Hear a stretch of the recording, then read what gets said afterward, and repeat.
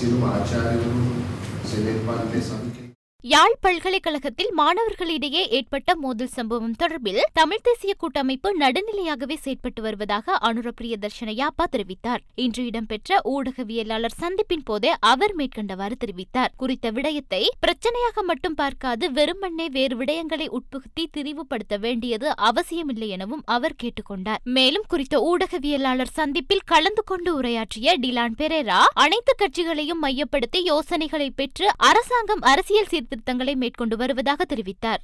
இந்த அரசியல் தீர்வு திட்டங்களில் குறைகள் இருப்பதாக பாராளுமன்றத்திற்கு வெளியில் கருத்து தெரிவிப்பவர்களுக்கும் இதில் தொடர்பு இருப்பதாகவும் அவர் குறிப்பிட்டார். மேலும் மஹிந்த ராஜபக்ஷ மற்றும் சந்திரிகா பண்டாரநாயக்க குமாரதுங்க காலத்தில் விருப்ப வாக்குகளின் அடிப்படையில் அமைச்சுக்கள் வழங்கப்படவில்லை என கூறிய அவர் தேர்தல் மாற்றம் ஒன்று அவசியம் எனவும் தெரிவித்தார். நடைபெறவிருக்கும் தேர்தலில் ஸ்ரீலங்கா சுதந்திர கட்சியின் வேட்பாளர்கள் தெரிவுகள் நடைபெற்று வருவதாகவும் இன மத பேதமின்றியும் மக்களின் எதிர்பார்ப்பை பெற்ற பலம் பொருந்திய கட்சியாக ஸ்ரீலங்கா சுதந்திர கட்சியை உருவாக்க இந்த தேர்தல் ஒரு சந்தர்ப்பமாக அமையும் எனவும் அவர் மேலும் தெரிவித்தார். இதேவேளை 35% குறைக்கப்பட்டுள்ள வெளிநாட்டுக்கு வேலைவாய்ப்பை பெற்று செல்லும் பெண்களின் எண்ணிக்கையை முற்றாக தடை செய்வதற்கு யோசனை முன்வைக்கப்பட்டுள்ளதாக குறித்த ஊடகவியலாளர் சந்திப்பில் மனுஷ நாணயக்கார தெரிவித்தார். சட்டவிரோதமான கடவு அட்டைகளை பயன்படுத்தி வெளிநாட்டுக்கு செல்பவர்கள் தற்போது கைது செய்யப்படுகின்றனர். தொடர்ந்தும் இவ்வாறான விடயங்களில் அதிக கவனம் செலுத்தப்படும் எனவும் மனுஷ நாணயக்கார இதன் போது தெரிவித்தார்.